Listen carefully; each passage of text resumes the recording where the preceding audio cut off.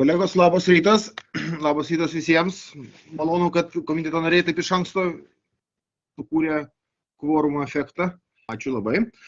Na, tai pradėkime nuo ginklų ir šaudmenų kontrolės įstatymo. O jeigu taip sutrumpintai kalbant, pilietinio pasipriešinimo kursai ginklų savininkam. Mes čia su Jonu Jaručiu dirbom prie šito reikalo, diskutavom dar paskutinę minutę. Kai kurie klausimai iš tikrųjų, kai teisėkūros, kurios galbūt turėsim jau ir svarstymą, gal pavyks ir apsvarstyti, kai kurie, matyt, bus pasirengimas svarstymui, tai pagal situaciją. Sumanymas yra toks, labai trumpai pabandysiu apibūdinti, kad ginklų savininkai, tie, kurie nauji, kurie nori gauti leidimą, turėtų Krašto apsaugos ministerijos nustatytą tvarką per 6 mėnesius iki leidimo išdavimo neišlaikyti, bet išklausyti pilietinio pasipriešinimo kursą. Apie tą kursą mes norėtume išgirsti ir Krašto apsaugos ministerijos atstovų, aišku, pirmiausia, gerbiamo Vilkelio, tai jam jau ir suteiksim žodį dabar netrukus.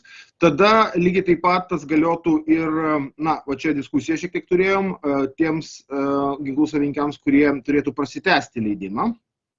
Tai vyksta kas 5 metai. Logika būtų tokia, kad atnaujint žinias šiek tiek apie krašto gynybą, apie galimą savo vietą krašto gynyboje. Yra galbūt argumentų svarstant, ar čia nėra kažko per daug, gal čia palikti kokią nors rekomendacinę nuostatą. Tai aš jau taip bandau tą probleminį lauką taip išskleisti. Ir tiesiog gautų sertifikatą, kad išklausytų kursai, pridėtų prie visų dokumentų, kurie dabar yra reikalavimų sąrašas teisė į ginklą, nustatytais atvejais ir B, ir A ir B kategorijos. Ir tokiu būdu tiesiog pasipildom šitą visą arsenalą. Tas negaliotų, šitą nuostatą negaliotų šauliams, nes jie turi savo kursus ir kai kuriais atvejais matyti daug rimtesnius, esamiems ir buvusiems specialios statuso subjektų pareigūnams, tai statutiniams pareigūnams, kurie irgi turi patirties, ir čia galbūt perteklinė būtų reguliacinė nuostata jų atžvilgiu. Tada, aišku, profesinės karo tarnybos kariams ir buvusiems profesinės karo tarnybos kariams savanoriams ir kitiems savanoriškos nenuolatinės karo tarnybos kariams. Jie būtų išimtis, jiems tai negaliotų. Tai aš trumpai taip apibūdinau tą visą sumanymą, mechanizmą. Aš dabar tik tai galbūt norėčiau pajausti tą apimtį, kiek mes čia galėtume mūsų visuomenę supažinti su pilietinio pasipriešinimo pagrindais ir pamatais. Todėl tokio trumpo klausimo iškart į gerbiamą Čiupalą iškart kreipiuosi, žmogų žinantį visus skaičius. Gal galite taip daugmaž pasakyti, kiek kasmet ateina daugmaž vidutiniškai dėl teisės gauti ginklą naujų asmenų Lietuvos Respublikos piliečių, nes tik jiems galiotų šitą nuostatą, ir kiek per metus tenka kažkur tai prasitęsti jau teisę leidimą ginklui. Prašau, Audriau. Tai čia, kaip čia yra prognozė, labadiena visiems. Ta prognozė taip mūsų yra tokia 3-4 tūkstančiai.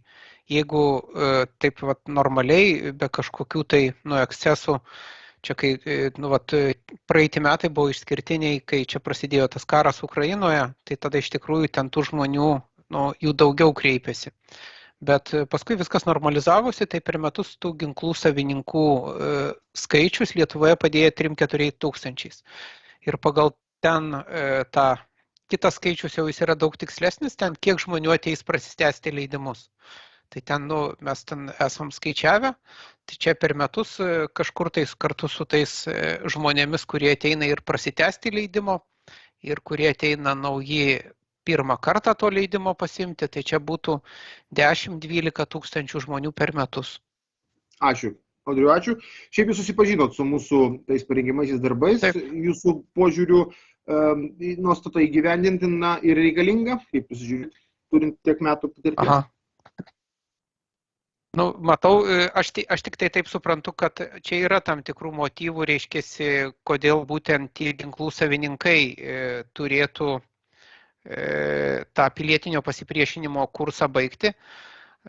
Nežinau, aš taip savo bent jau motyvuočiau tuo, kad tai reikalinga tam, kad tas ginklo savininkas atsitikus, reiškiasi, kažkokiai tai situacijai jau, kad vis dėlto jis su tuo ginklu, ta prasme, nekeltų pavojaus nei visuomeniai, nei savo. kad jis, kadangi jis yra ginkluotas ir jisai turi ginklą, jis yra, šiek tiek turi kažkokį tą pavojingą šaltinį pas save, tai sakyčiau, kad visų pirma to pilietinio pasipriešinimo kurso galbūt kaip tik ir reikia tiems ginklų savininkams, kad būtent to, reiškia, ten karo ar kažkokios tai situacijos atveju, kad jisai nekeltų pavojaus, būdamas ginkluotas, reiškia, jis yra turėdamas tą didesnio pavojingumo šaltinį nei savo, nei visuomeniai. O kitą kartą galbūt dar ir šitą, jau būdamas apmokytas ir žinodamas kažkiek daugiau, galbūt dar eitų ir tada ir tą jau ginklo, reiškia, panaudojimą priešui. Pagal gynybos planus, Audriau. Taip, teisingai. Taip. To jūs galbūt netgi atskleidėte tą kitą dalį. Iš tikrųjų, žinojimas svarbus nekeliant chaoso, vien jau tai yra svarbu. Antras dalykas, be jokios abejonės, ir įsitraukiant į gynybos planus, žinant savo vietą gynybos planuose, pavyzdžiui, kuriant komendantūras, kuriems mes didelį dėmesį teikiam. Labai ačiū. Aš matau jau Seimo narių rankas taip pat, tik aš noriu vis tik tai, kad žinotume, apie ką mes kalbam. Koks yra pilietinio pasipriešinimo kursų turinys, koks būtų kursų turinys ginklų savininkam. Tai gerbiamas Vilkelė, pilietinės pasipriešinimo ir mobilizacijos departamento vadovė, jūs jau vis tiek jau turite idėjų, manau, kad ne tik idėjų, bet jau atidirbinėjate praktinius modulumus. Kas tai būtų per kursai, kaip tai atrodytų savo formą ir turiniu, bent trumpai, kiek jūs galite šią minutę? Labas rytas. Iš vienos pusės tai norėčiau ir palaikyti intrigą ir palaukti, kol mūsų strateginė komunikacija Krašto apsaugos ministerijos sugeneruos pagrindinės žinutės ir išeisime su pristatymu. Bet iš esmės tai mūsų yra darbalaukio tąsa. Mes tą darome eilę metų iš eilės, yra baziniai kursai, yra gylio kursai ir specializuoti kursai. Tai mes kuliagrįsčio nedarysime dabar ir nedarom, nes mes dirbome lygiagrečiai nuo pat filosofijos užgimimo ir virtimo kūnų ir kaip darbas vyko politiniam lygmenyje dėl nacionalinės darbotvarkės ir dėl plano, tai aš kaip sakiau, nežiūrint to, mums plano laukti nereikia, mes žinome, kas plane yra ir mes darome savo namų darbus. Ir mes lygiagrečiai dirbame su to programa. Valstybėje analogiškų testavimo mokomųjų programų yra, daleiskim, paimkime specialiųjų tyrimų tarnybą, jinai turi sukūrusi nuotolinę mokymo programą, su kurso išklausimu ir prasitestavimu ir savarankišku atsiprintinimo testo sertifikato.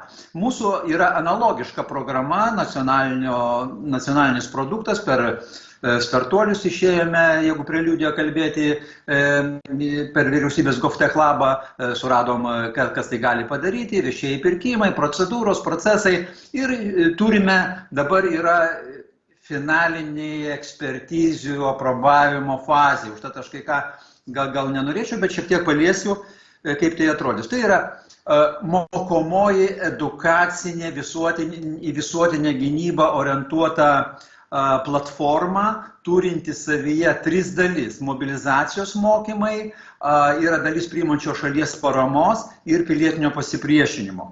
Tai reiškia, šiuo atveju, kadangi mes segmentizuojam visuomenį ir dedikuojam tą pilietinio pasipriešinimo kursą ginklų savininkam, nes kita lygiagretė yra, jeigu valstybės tarnautojai bus, tai jie tada turės prievolę, jeigu bus pritvirtinta mobilizacijos kursą išklausyti. Bet aišku, kiekvienas gali išklausyti visus 3 segmentus, bet šiuo atveju mes kalbame apie pilietinio pasipriešinimo kursą ir kas tai yra. Mes duodame sampratas, pilietinio pasipriešinimo formas, būdus, metodus, pažinimą, kad tai yra, kad žmogus išklausęs to kursą suprastų, kad tai nėra civilinė sauga ar nėra kažkokia evakuacija, tai orientuota į pilietinį pasipriešinimą, į to piliečio vietos identifikavimą. Ir kaip čia policijos atstovas kalba, jam akcentas yra, kad saugumas būtų užtikrintas, o mes matome tą nišą, kad žmogus turintis ginklą ir jeigu jisai nėra pagal paskirtį kariškis ar policininkas ar pareigūnas, kuris turės būti kitoje fronto vietoje savo darbalaukėje, žmogus turėdamas ginklą, jis matytų tą po kursų nišą, kad jisai, kur jo poreikis būtų panaudotas. Tai reiškia komendantūros, administracijos direktorių, ten kiti dalykai, sargybos, apsaugos funkcijos ir jau nekalbu apie ginti. Ir kaip vakar buvo puikiai premjera dokumentinio filmo apie Ukrainos Nikolajevo miestą, kur mūsų Alytaus meras dalyvavo. Tai buvo puikiai iliustracija, preliudija šitam, kad žmonės buvo pasirinkę ginklų ginti savo asmeninį turtą, savo namus, savo miestą. Tai ten apie tai. Aišku, yra atskiros slaidės apie istorinę Lietuvos patirtį pilietinėme pasipriešinime. praradus valstybingumą ir sukilimai, ir blaivystės sąjūdis, taip pat kaip pilietinio pasipriešinimo forma, ir knygnešiai, ir nepriklausomybės kovos, partizanų kovos, kalantinės. Viskas tas sudėta, kad žmogus suvoktų, kas tai yra tas pilietinis pasipriešinimas. Aišku, mes jį segmentizuojam, kad tai yra neginkluoto pilietinio pasipriešinimo formos, yra ginkluoto pasipriešinimo formos ir yra pilietinio pasipriešinimo formos rezistencijos metu, kai mes suprantam rezistencijos veiklą tam tikrą okupacijos sąlygom. Aišku, yra akcentai į klasiką, į Šarpą šiek tiek paliestas. Tai yra 30 minučių maždaug apimties kursas su mokomąja medžiaga, reiškia yra dirbtinio intelekto balsas, reiškia tu negali nutraukti slaidės, perbėgti kažkur tai į priekį, tu turi išklausyti. Tai yra metodiška, išklausyti metodiką, atlikti užduotis ir galiniai fazėje yra testų dalis. Testų dalis. Ir jeigu 50% testų tu išlaikai, teisingai atsakai išklausęs medžiagą, tada tu nueini sertifikato atsispausdinimo galimybę ir atsispausdini sertifikatą. Šiuo atveju gali atsispausdinti sertifikatą, kur bus parašyta, kad jūs išklausėte, reiškia, pilietinio pasipriešinimo kursą ir nešate tada į policijos leidimo skyrių. Jeigu ten valstybės tarnautojas turės prievolę mobilizacijos, jis išklauso mobilizaciją, arba galima visus 3 kursus išklausyti ir gauti jungtinį tokį kursų išklausimo sertifikatą. Viskas techniškai yra Microsoft'o bazėje, po tam tikrom apsaugom, po tam tikrais pralaidumais padaryta šiai dienai. Mes numatę 1000 per mėnesį, bet čia žiūrėjau tos skaičius yra 3-4 per metus, bet čia techninės galimybės mums leidžia. Mes kai pradėsime dirbti, mes matysime, koks yra poreikis, intensyvumas, tada mes galėsime tas duris ar šliužą pakelt, praverti ir tą pralaidumą padidinti. Tai sakau, tas kursas yra kaip knyga. Tu pradedi skaityti, neturi laiko, kažkur tai to reikia išeiti, tu skirtuką idėjai, atėjai, dabaigiai skaityti. Bet principas yra 30 minučių. Kad išklausyti žmogus galėtų medžiagą, gauti žinių ir išlaikyti testą. Išlaikai testą, tada atsiprintinį sertifikatą. Tai va.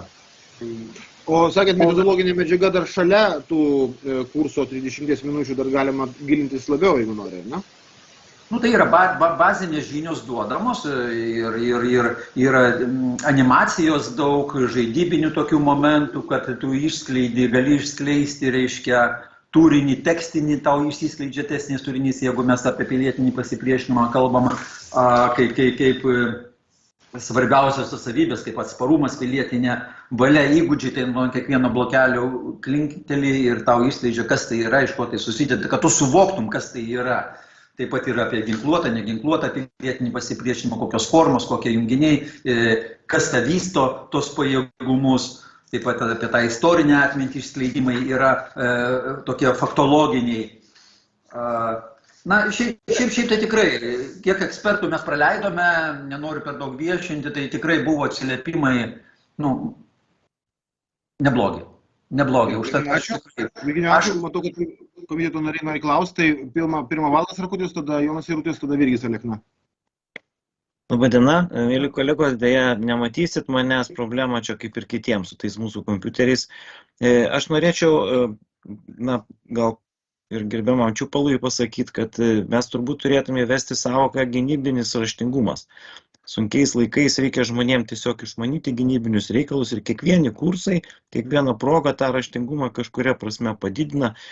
O gerbiamam Vilkeliui, tai norėčiau tokio klausimą užduoti. O sakykit, kokios yra galimybės apeiti šitą sistemą? Na, tarkime, paprašyti draugo ir jis ten visam medžiotojų būreliui ten ar kažkokiem kitiem ginklų turėtojam išspręstų tuos reikalus. Ten sumeta vyrai ant alaus, reiškia, ir jisai, ar nebūtų tikslinga pagalvoti bent kažkokiai tai daliai daryti kokioje tai patalpoje, kaip yra vadovų kursai, tarkim, jie irgi vyksta prie kompiuterio, bet jie vyksta tam tikroje patalpoje, kur yra šiokia tokia kontrolė.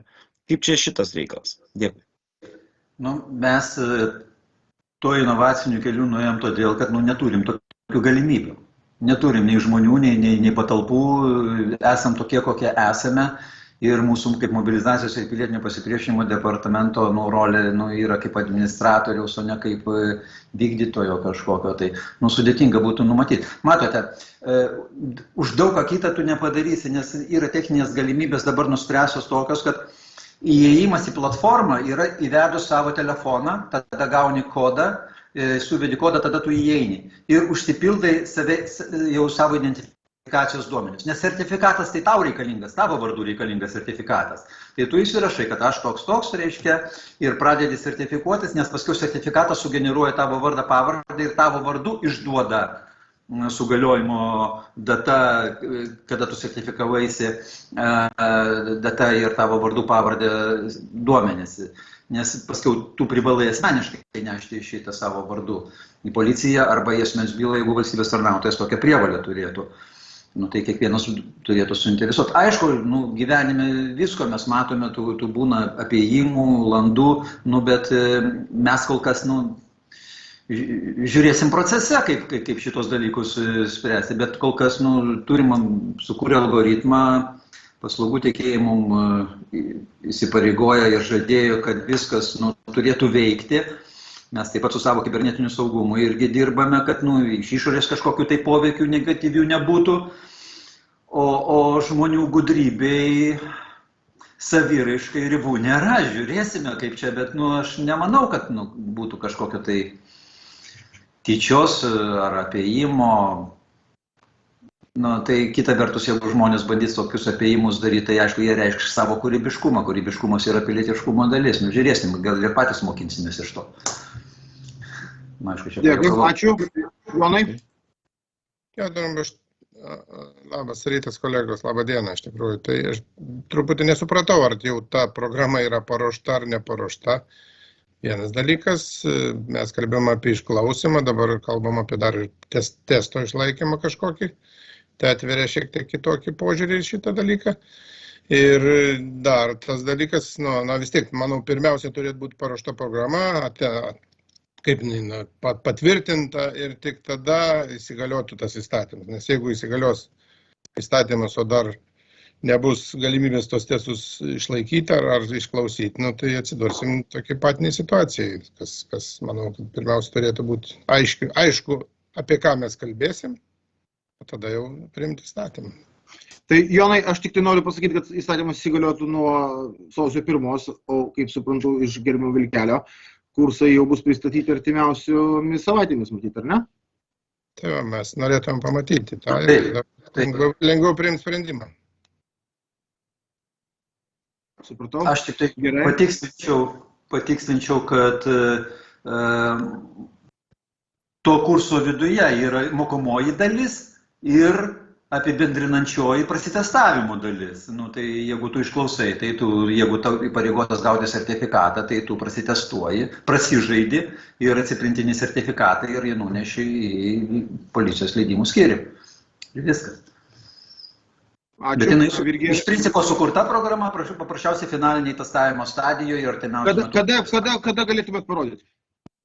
Tai čia jau ministerijos strateginė komunikacija gal galėtų įvardinti šitos terminus, bet sausio 1 be abejo jinai jau veiks.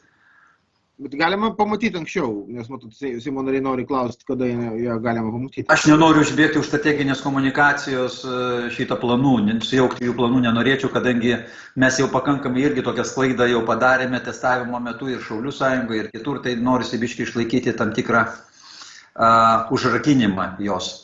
Žiūrėkit, ką aš čia girdžiu, jau vis tiek kažkas jau matė, Šaulių sąjunga matė, visą kitą. Nacionalinio saugumo gynybos komitetas, manau, kad uždaram formate gali pamatyti tą programą. Tai gal tada, jeigu jau jinai yra, tai gal parodykit, tiesiog esant progai, kada galite ir parodau, ta prasme. Nes, mes nesame UAPas, mes esame sisteminė dalis. Aš turiu prisilaikyti tam tikrų subordinacinių dalykų ir strateginės komunikacijos. Tai gerai. Mes savo lygmenį tada išspręsim. Norėtume pamatyti iš kartos kursus, tiesą sakant. Be abejo, be jokios abejonės. Tai, Virgi, prašau. Labadiena.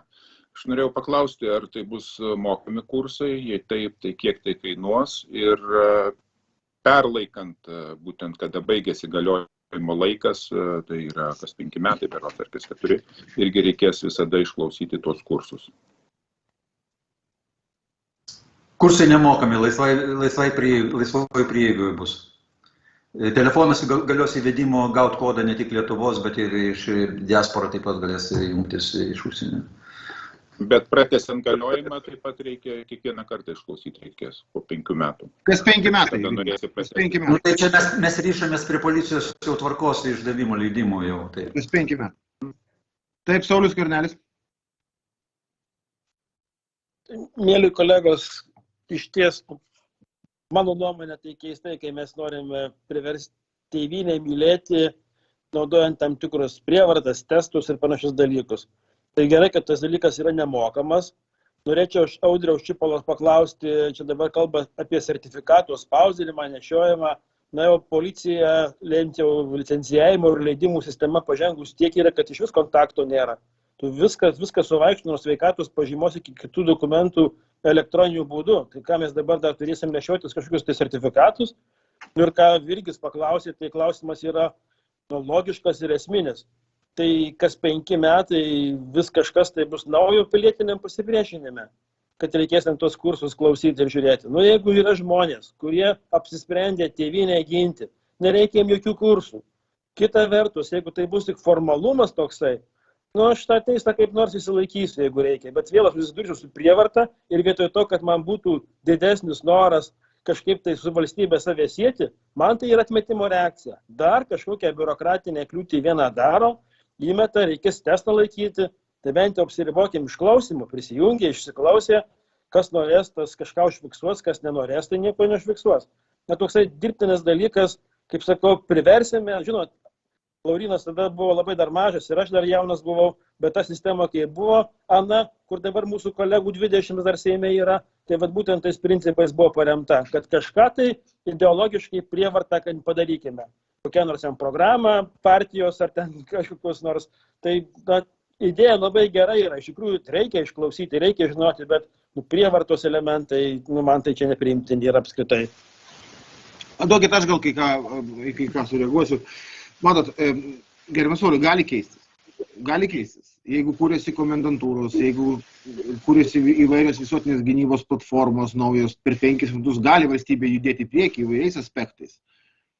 Ir jinai gali turėti, žmonės, kurie yra ginkluoti, jie gali turėti poreikį sužinoti daugiau. Suprantu mintį dėl to priverstinumo. Ar ne? Dėl testo, iš tikrųjų, aš manau, kad jis yra toks pakankamai elementarus ten dalykas, kai kurie kaip tik sako, kas iš išklausimo, jeigu nėra testo. Galim galbūt, nežinau, eiti kažkokį kompromisinį variantą, vadinkim taip, kad naujiems ginklų savininkams privalomas kursas, o prasitęsiant gali būti rekomendacinis, sudarant galimybę tai padaryti ir pasitestuoti ir pasižiūrėti. Jeigu yra tokia kryptis ir mes čia galėtume sutarti dėl tokio varianto, aš manau, kad šaunu, galėtume judėti tą kryptim, ar ne? Tai va, tai čia einame į tokį kažkokį kompromisinį variantą. Dabar norėčiau Arvydo Pociaus, po to Dainius Gaižauskas, prašau. Audriaus klausimas buvo, gal galite sakyti dėl tų techninių... Atsiprašau, taip. Jo, tai čia tik tai techninės detalės yra, aš tai iš tikrųjų, aš nesu visai tikras tą prasme, kad čia būtinai reikės spausdinti popierių. Tiesiog, suformuoti PDF failą. Ir jeigu žmogui tas popieris yra reikalingas, jisai savo jį atsispausdins, bet ne policijai. O policijai tada, kai jau rašys tą elektroninį prašymą, pas mus ir to fizinio priėmimo žmonių jau jo nebėra. Tai jisai pridės PDF-inį failą, sertifikatą. Elektroninį failą pridės. Taip kaip ir prašymas yra elektroninis, taip ir tas sertifikatas, aš irgi esu įsitikinęs, kad jisai bus elektroninis. Ar atsakiau į klausimą? Ačiū labai. Gerbiamas Arvydas Pocius. Taip, sveiki visi.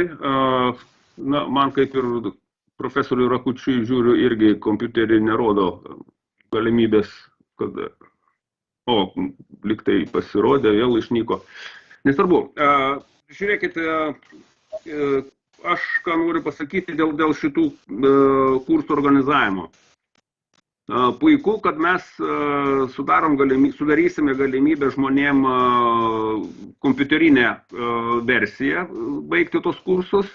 Tikrai tai yra progresyvu, bet nepamirškime, kad didelė dalis ginklų savininkų, žmonių turinčių ginklus, yra vyresnio amžiaus žmonės, ypač rajonuose. Ir, kaip žinia, jie nelabai geba vartoti kompiuterį. Dar mobilų telefoną šiaip netaip jie ten suspaudo, bet kompiuterinės jam gali būti sudėtingos programos. Tai šitoje vietoje aš manyčiau, kad turėtų būti galimybė kažkur tai sudaryti sąlygas baigti ir tą kurselį gyvai ir galbūt ten raštu tą testuką padaryti. Ta daro, kaip mes žinome, medžiotojai ten irgi kas 5 metai laiko tą saugaus elgesio su ginklu testą ir šaudymo yra testas. Tai mano supratimu, kad reikia ieškoti variantų ir tokį. O kas liečia šitos elektroninius testus, tai jau yra tikrai išbandyti dalykai.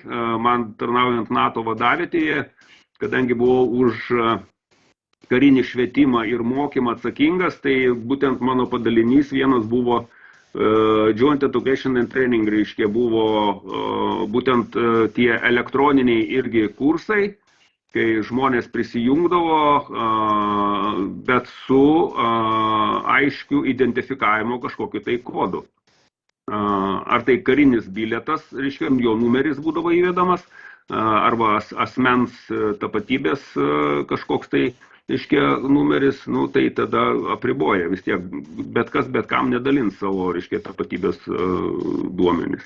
Tai aš manyčiau, kad vis tiek bandyti reikia, o jeigu kalbant apie valstybės gynybą, tarkim, jeigu aš būčiau komendantas, aš tikrai norėčiau, kad pas mane žmonės ateitų su ginklais, šiokį tokį supratimą jau bent teorinį kursą baigė, nes, tarkim, susirenka 100 žmonių ir iš karto juos statyti į kažkokias tai užduotis, kai tu nežinai jų galimybių, jeigu netarnavę kariuomeniai, tai jų, kaip sakant, veikla gali būti ne tiek naudinga, kiek kenksminga. Tai aš manyčiau, kad bent jau minimalūs kažkokie tai tie kursai tikrai yra reikalingi. Ačiū labai, čia Arvydai daugiau jūsų patarimų toksai rinkinys, kaip įgyvendinti praktiškai tos dalykus ir dėl gyvų kursų, sakykime, taip irgi idėja, manau, svarbi. Tačiau, bet jau čia yra poįstatyminiai dalykai, tai matyti prie to gerbiamo Vilkelio departamentas ir dirbs. Gerai, ačiū labai. Dabar Dainius Gaižauskas, prašau. Ačiū, kolegos, aš gal taip labai nesiplėsiu, aš tik tai noriu irgi perduoti savo nuotaiką galbūt, ar ne, ką aš išgirdau šiuo metu, kai mes diskutuojam apie būtent tuos kursus, tai aš ir vis dėlto pritarčiau ir Sauliui, kad per prievartą prie kryžiaus paklupdytas į Dievą labiau netiki. Tai šiuo atveju, jeigu mes norim kažkokius tai rezultatus, kilnius rezultatus ir reikalingus tikslus pasiekti, tai su tais testavimais, prievartiniais dalykais mes tikrai nieko nepadarysim, tik atgrasysim. Tai mano galva reikėtų ieškoti kitų formų, išties pasinaudojant tam tikrų galbūt situacijų, dabar ginklų įsigijimo ar ne tvarka labai gerai. Aš vis dėlto įdėčiau tik tai tokius dalykus kaip išklausęs kursus arba rekomendacinių pobūdžių, pavyzdžiui, susipažinimas su ginklu ir taip toliau. Ir viena dalis yra būtent susijusi su tuo mūsų dabartiniu klausimu, bet jinai turėtų būti neprievartiniai, tik išklausius kursą. Tada, manau, yra gerai. Bet kai jau jeigu mes prievartą dar testuosim, tai aš jums pasakysiu, tai, aš dabar klausau, man irgi atmetimo reakcija. Ir aš jaučiu, kaip kiti žmonės turbūt lygiai tą patį gali pajausti. Manau, nesugriaukim geros idėjos per tas visas prievartas. Kita vertus, nuo sausio mėnesio, tai čia jau čia pat. Mes nei tų specialistų normalių turim, nei panašiai. Tai aš dėl tos, bet tik tai tokią nuomonę norėjau refleksuoti. Ačiū. Taip, gerbiamas Arūnai, tada jūs ir tada Dovilė, bet būkit geri, laikas jau mūsų spaudžia, prašau. Labą dieną. Visiems, ar girdite mane? Taip, Arūnai, girdim. Pirmas dalykas, ką noriu padėkoti, reiškia, už tai, kad, iš tiesų, pirmą sykį matome labai kruopščiai paremtą projektą ir pačią idėją. Negaliu nepritarti gerbiamo Gaižausko pastebėjimui. Vienas dalykas yra kursą išklausyti, tai yra gauti žinių ginklų savininkui, o kitas dalykas yra atlikti testą.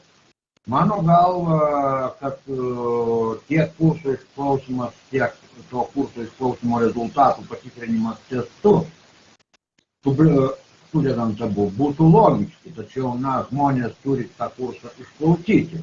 Ir didelis klausimas, jeigu tai bus daroma per nuotolį, vis dėlto asmens aiškus identifikavimas. Yra ne vienas atvejų, žinome praktikoje, kada, reiškiasi, Arūnas bando, atleiskit gerbiamas ponė pirmininkė, reiškiasi, sublizgėti žiniomis jūsų vardu ar panašiai, reiškiasi. Tai tada tas visas dalykas tampa nei šioks, nei toks. Viskam kitam komiteto išvadų projektui susipažinom įdėmiai, pritarėme, ir laukiame jūsų valinio sprendimo. Ačiū. Ačiū. Dėkui, ačiū labai, Dovilė. Ir dar Jonas ir Valdas, bet labai trumpai, kolegos, jau į laiką nebetelpam. Ar girdėjos? Taip. Ok. Tai žodžiu, Seimo kompiuteriai yra dar iššūkis turbūt visiems, o kalbant apie šitą situaciją, tai vis dėlto aš manau, kad ginklo turėjimas yra tikrai pakankamai rimtas dalykas ir jeigu vis dėlto mes tam tikrus įstatymo projektus priimame tam, kad būtent ginklų savininkai galėtų labiau prisidėti prie pilietinio pasipriešinimo, tai žinių apie pilietinį pasipriešinimą jie turėti turi. Tai aš manau, čia yra nekvestionuotina. Dabar techninės detalės, tai yra ir kokiu būdu asmuo bus identifikuojamas, tai ir nulems, ar yra prasmė laikyti testą. Nes jeigu žmogaus identifikacija nebus užtikrinama, tai tada tas testo laikymas tampa beprasmis. Vėlgi, kalbant apie testų laikymą, mes taip pat labai aiškiai suvokiame, kad eina kalba ne apie mokinukus, eina kalba apie suaugusius žmonės. Ir dauguma iš jų, tokia jau yra mūsų visuomenės kultūra, į testus, egzaminus, žinių vertinimus žiūri labai neigiamai. Tai aš manau, kad vien testo buvimas gali ženkliai sumažinti teigiamą požiūrį į patį tą kursą. Tai jeigu mes bent jau galėtumėm užtikrinti, kad žmonės tiesiog išklausytų tą kursą ir nenervuotumėm jų šitais testais ir egzaminais, pasižiūrėkit apskritai, kai eina kalba apie žodį egzaminas, iš karto visi pasišiaušia, tai manau bent jau to užtektų. Bet kad kursas tikrai turėtų būti išklausytas, aš tikrai visiškai šitą idėją palaikau. Bet tada mano yra pastaba. Dabar ten buvo komentarai apie tai, kad čia negali mums leisti susipažinti su to, kaip atrodo kursas, čia strateginė komunikacija ir taip toliau ir taip toliau. Nejuokinkit, kurso kokybė ir jo turinys ir nulems, ar jis bus naudingas ruošiant pilietiniam pasipriešinimui, ar čia bus biurokratinė varnelė, o jeigu taip, tai nereikia žmonių varinėti ir nervuoti. Aš manau, mes turim turėti kokybišką kursą ir kokybiškas kursas yra suformuojamas taip pat gaunant ir tą peer review ir pasižiūrint žmonių nuomonę, kurie dirba toje srityje. Tai mes tikrai turim užtikrinti, kad kursas būtų kokybiškas ir neišsisukinėtų. Dėkui. Gerai, ačiū. Tai kolegos, aš matau, kad yra rankos, bet aš tokį pasiūlymą turiu. Aišku, šiandien tai tapo pasirengimų svarstymui. Man atrodo, labai gerai apsimainėm nuomonėm, pajutom, kur yra tam tikri niuansai, ar ne. Tai aš pats noriu pamatyti kursus ir tada dabar tiesiog darom pertraukėlę. Labai, nežinau, čia kam rašyti, ar strateginiai komunikacijai, mistiniai, ar krašto apsaugos ministrui, paprašysim, kad pristatytų Nacionalinio saugumo komitetui kursus, kuo greičiau, jeigu jau yra parengti, tai galima ir kitą trečiadienį. Tai gerbimi patarėjai norėčiau, kad tai indikuotumėt. Ir tada galėsim pratęsti. Čia mūsų matyti yra, aš kaip suprantu, porą momentų. Tai pamatyti kursus, įsivertinti. Gal tada ir tas testas pasižiūrėsim, koks jis yra. Ar ne? Gal jis nebus toksai sudėtingas galvosūkis, kuris labai atgrasytų. Gal jis bus toksai, kaip tik labai patrauklus užbaigimui kurso, pavyzdžiui. Ar ne? Galim būna ir tokių pasitikrinti tiesiog žinias, vienas dalykas. Tai čia jau reikia būtinai pamatyti. Antras dalykas, klausimas yra, ar privalomumą paliekam visiems ir naujiems ginklų savininkams ir tik, kurie nori prasitęsti, ar galim miksuoti ir daryti taip, kad naujiem privalomas prasitęsintiem rekomendacinis ir matyti tiek. Čia pagrindinės dilemos šiai minutė, ar ne? Tai kolegos, gal tada mes taip ir darom, apsitarėm, pasižiūrėjom, kur esam, kažkur esam ir dabar tada laukiam pristatymo kurso ir tada tęsim svarstymą ir apsispręsim visi. Ar tinka toks mano pasiūlymas? Tinka. Gerai, viskas.